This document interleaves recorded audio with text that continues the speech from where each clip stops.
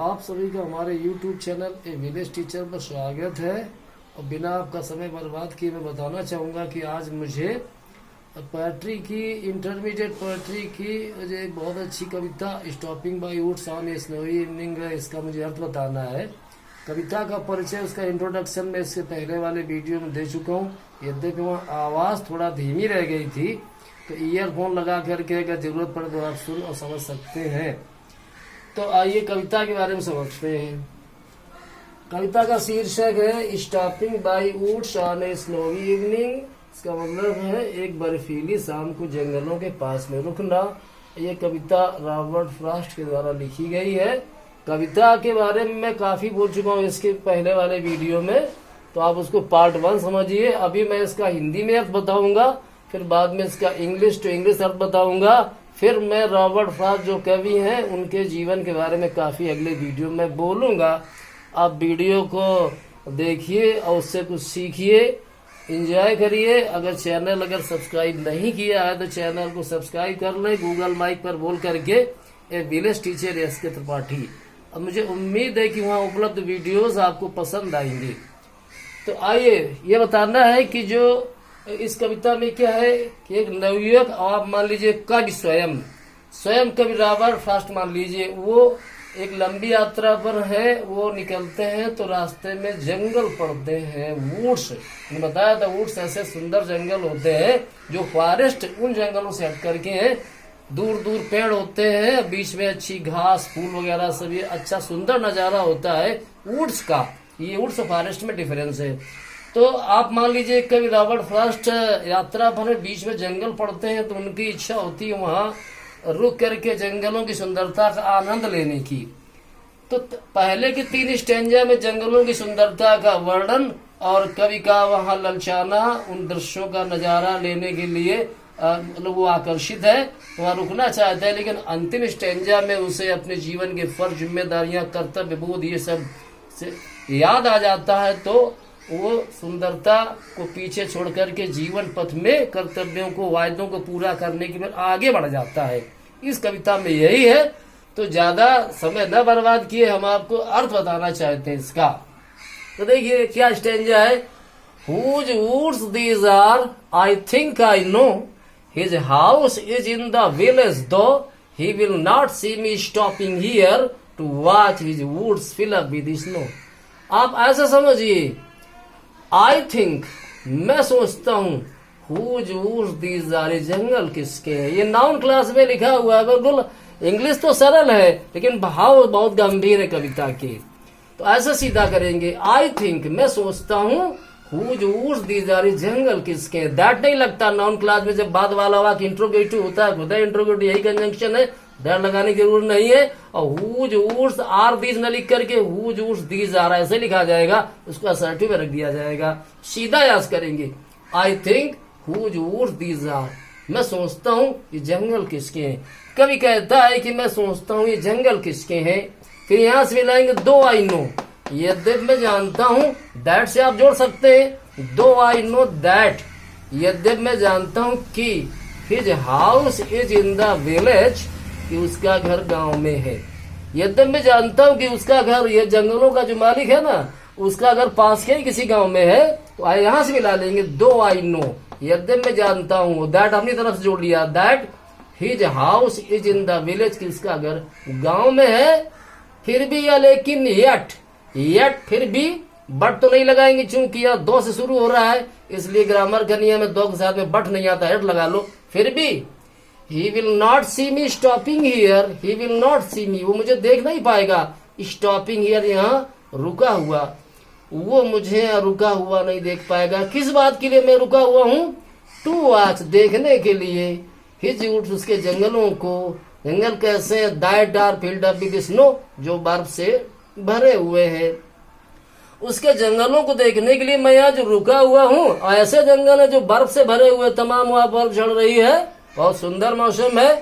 तो उन सुंदर जंगलों को जो बर्फ से भरे हुए हैं, उन जंगलों को देखने के लिए जो मैं रुका हुआ हूँ, वो जंगलों का मालिक मुझे नहीं देख पाएगा। फिर मिलाइए इसका अर्थ, मैं सोचता हूँ कि ये जंगल किसके हैं, यद्यपि मैं जानता हूँ कि उसका घर गांव में है।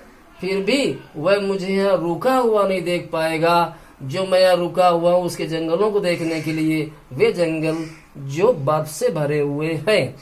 तो यह जंगलों की सुंदरता का वर्णन किया गया। शाम का समय है, वहाँ बर्फ झड़ रही है, कभी वहां से निकला हुआ है, अपने घोड़े पर सवार है और जंगलों की सुंदरता का आनंद लेने के लिए वहां रुकना चाहता है। अभी 3 स्टैंजा में यही वर्णन है। अगले स्टैंजा में क्या है? My little horse must think it queer to stop without a farm house near between the woods and frozen lake the darkest evening of the year. कभी सोचता है क्या उसके घोड़े को भी वहां कभी का रुकना वहां अजीब लग रहा है कि कभी ऐसी जगह रुका हुआ है जो घोड़े को अजीब लग रहा है कि रुकने लायक जगह नहीं, मौसम अच्छा नहीं है, बर्फ झड़ रही है। तो इसलिए कभी कहता है क्या कि माई लिटिल हॉर्स, मेरा छोटा सा घोड़ा, मस्ट थिंक, अवश्य सोचना चाहिए। मेरे छोटे से घोड़े को अवश्य सोचना चाहिए, मतलब अवश्य सोचता होगा, जरूर सोचता होगा। जैसे मेरे ख्याल से ऐसा होना चाहिए, अर्थात मेरे ख्याल से ऐसा होगा। तो मेरा छोटा घोड़ा जरूर ही सोचता होगा। इट माने इस चीज को, किस चीज को? उसका वहां रुकना, कभी का उन जंगलों के बीच में रुकना, इस बात को उसका जो घोड़ा है ना वो अवश्य सोचता होगा। कैसा? क्यों? अनोखा या अजीब या विचित्र। किस चीज को विचित्र? टू स्टॉप, रुकना, ऐसी जगह पे रुकना, विदाउट ए फार्म हाउस, बिना किसी फार्म हाउस के, नियर, आसपास, जहाँ पास में कोई फार्म हाउस भी नहीं है। तो फार्म हाउस होते हैं जो खेतों के बीच में घर बना ली जाते हैं, बहुत सुंदर घर बने, आसपास थोड़ा फसलें भी हैं, वो फार्म हाउस बोलते हैं। कभी कहता है कि जो कभी का घोड़ा है ना, और वो कभी वहां जंगलों के बीच में रुका हुआ है, तो घोड़े को ये अजीब लगता है उसका वहां रुकना, ऐसी जगह जहां आसपास कोई फार्म हाउस नहीं है। उसने लिखा है कवि ने कि माई लिटिल हॉर्स, मेरा छोटा सा घोड़ा, मस्ट थिंक इट क्लियर, इसे जरूर ही अजीब सोचता होगा। टू स्टॉप, रुकना, अर्थात कभी का रुकना, मेरा रुकना, ऐसी जगह विदाउट ए फार्म हाउस, जहाँ कोई फार्म हाउस नहीं है, नियर, आसपास, वहां कोई फार्म हाउस नहीं है, ऐसी जगह में कभी का रुकना उसके घोड़े को जरूर ही अजीब लगता होगा। ये कभी कल्पना करता है। और क्या खासियत है उस जगह की जहाँ रुका हुआ जंगलों के बीच में? बिटवीन द वुड्स, जंगलों के बीच में, एंड फ्रोजन लेक, और जमी हुई झील। कभी जंगलों के बीच में रुका हुआ है, इतनी ठंडक पड़ रही है कि झील का पानी जम चुका है, तो वहां तो जमी हुई झील है। और क्या खासियत है समय की और मौसम की कि the darkest evening of the year, ये वर्ष की सबसे अंधेरी शाम है। द डार्केस्ट इवनिंग, सबसे अंधेरी शाम ऑफ द ईयर, वर्ष की ये सबसे अंधेरी शाम है। मतलब इतना ज्यादा बर्फ झड़ रही है, कोहरा जैसे कि अंधेला छाया हुआ है। तो कब ने लिखा कि ये वर्ष की सबसे अंधेरी शाम है। इस स्टैंजा को दोबारा देखिए। कभी कहता है कि जो उसका छोटा सा घोड़ा है, उसका ऐसी जगह पे रुकना जहां आसपास कोई फार्म हाउस नहीं है और जंगलों के बीच में रुका हुआ है, वहां झील जमी हुई है, बर्फ से पानी उसका जम चुका है, तो झील में अब बर्फ है और ये वर्ष की सबसे अंधेरी शाम है। तो ऐसे समय में ऐसी जगह पर रुकना उसके घोड़े को जरूर अजीब लगता होगा। इस बात की पुष्टि करने के लिए अगले स्टेंजा में उसने और बताया है 2 लाइनों में। He gives his harness bells a shake to ask if there is some mistake. The only other sound is the sweep of easy wind and downy flake. ऐसे अर्थ समझेंगे। ही गिव्स, वो देता है। घोड़े के लिए ही प्रोनाउन प्रयोग कर दिया है कविता वगैरह में, कहानियों में। घोड़े या कुत्तों आदि के लिए आप ये ही सी जो जैसा जेंडर हो वैसा लगा सकते हैं। वैसे तो इट लगाते हैं, लेकिन कविता कहानियों में ही सी जो प्रयोग कर लेते हैं। तो कभी कहता है ही गिव्स, वो देता है, घोड़ा देता है। हिज हार्नेस बेल्स, साज और सामान में लगी हुई घंटियों को। ए शेक माने एक झटका, अपने साज और सामान में लगी हुई घंटियों को घोड़ा एक झटका देता है। आप इसका थोड़ा भावार्थ लगा सकते हैं कि साज और सामान में लगी हुई घंटियों को झटका देकर के हिला देता है।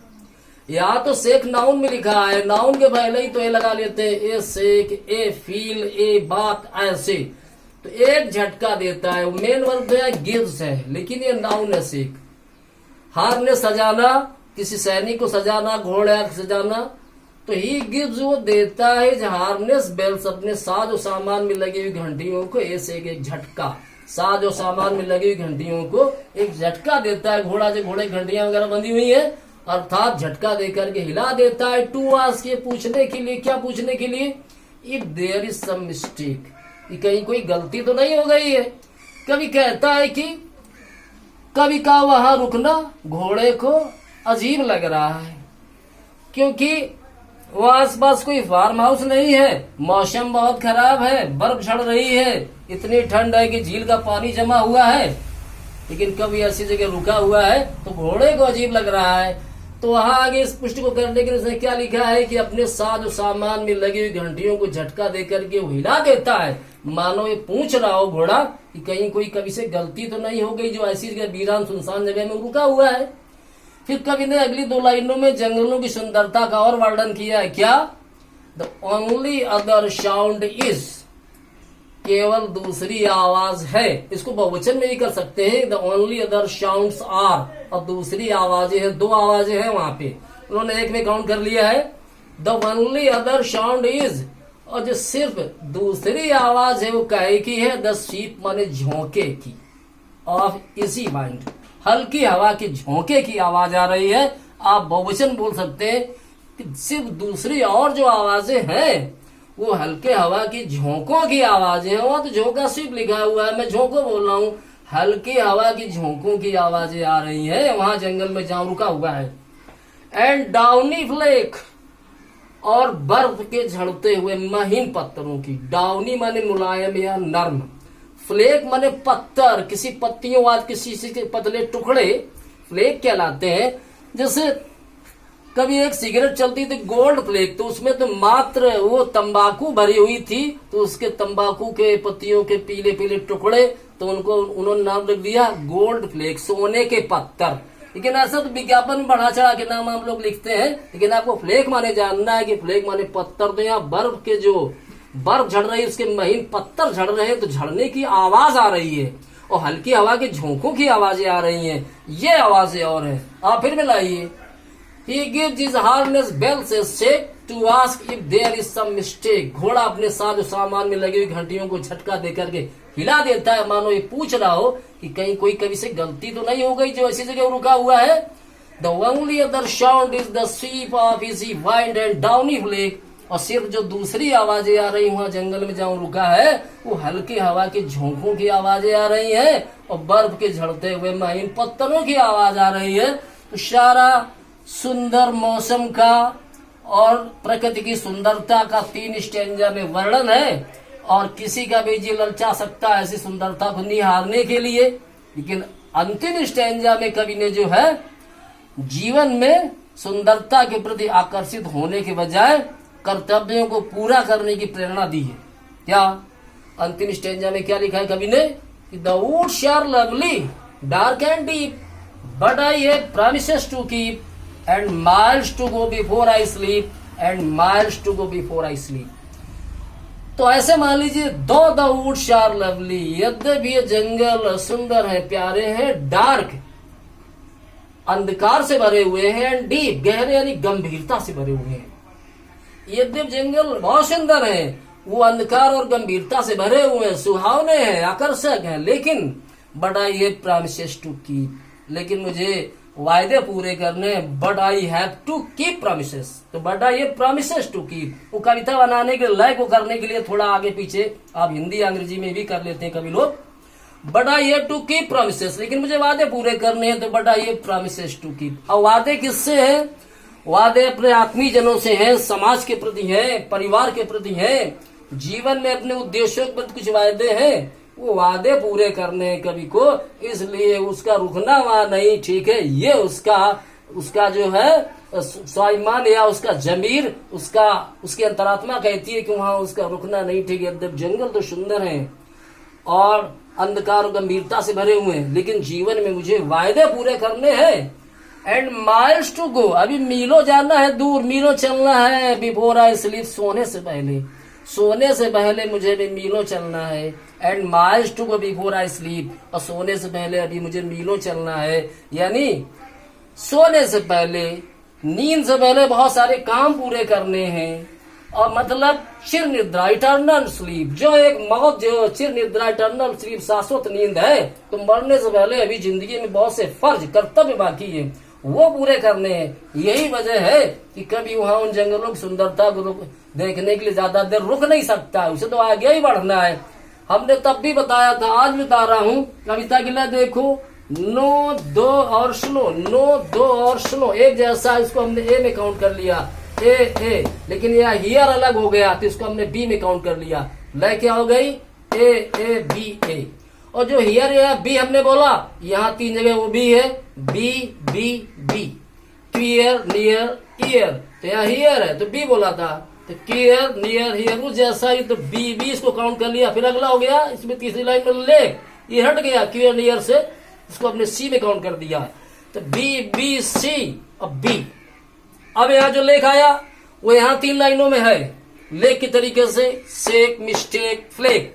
तो ये सी हमने मान लिया, लेकिन यह सी अलग हो गया, इसको डी में काउंट कर दिया, सी सी डी सी। अब ये डी आया सिप, लेकिन यहाँ चारों जगह उस जैसा ही है, तो चारों जगह हमने डी लिख दिया, D D D D. Sweep, deep, keep, sleep, sleep, ये डी जैसा, ये इसकी रिदम है, बहुत अच्छी लय है। तो कविता कुछ कठिन नहीं है, लेकिन उस प्रेरणा कितनी बढ़िया है कि व्यक्ति के जीवन में आकर्षण, सुंदरताएं तो आया ही करते हैं, लेकिन व्यक्ति को उन सुंदरताओं के पीछे अपना समय नष्ट नहीं करना चाहिए। जीवन में जो उसके उद्देश्य है, जीवन में जो उसके कर्तव्य, फर्ज हैं, उन्हें पहले पूरा करना चाहिए। ये तो इसके लिए बाद में जीवन में समय मिले तो करें, वरना जीवन में कर्तव्यों का ज्यादा महत्व है, ये इस कविता में बताया गया है। अगर आपने मेरा चैनल सब्सक्राइब नहीं किया है, हम ज्यादा नहीं कहते लेकिन इस वीडियो में बोल रहा हूँ, तो आप सब्सक्राइब कर लें। गूगल पे बोलेंगे विलेज टीचर एस के त्रिपाठी, तो मेरे गूगल पर वीडियो दिखेंगे, यूट्यूब पर, या सर्च भी कर सकते हैं विलेज टीचर एस के त्रिपाठी। कमेंट लिख दिया करें, कमेंट, संसाधन बहुत ज्यादा नहीं है, चूंकि चैनल का नाम है विलेज टीचर, तो विलेज वाले संसाधन विहीन होते हैं, इसलिए कभी उसमें साउंड या जो आवाज है वो कम हो सकती है, या बहुत ज्यादा दिखावा इसमें, लेकिन जो मटेरियल, पढ़ाई सामग्री है वो अच्छी देने की मैं कोशिश कर रहा हूँ। भविष्य में इसमें भी संसाधनों में जुटाएंगे, आपको अच्छे वीडियो अवेलेबल कराएंगे। अंग्रेजी भाषा पर जो मेरा प्रयास है कि हर क्षेत्र में, या कंपटीशन हो या कोर्सेस कुछ भी हो या स्पीकिंग हो, वीडियो मिलेंगे। थोड़ा अभी समय का इंतजार है, आप वीडियो देखें, शेयर भी कर दिया करें, कमेंट कर दें, लाइक वगैरह।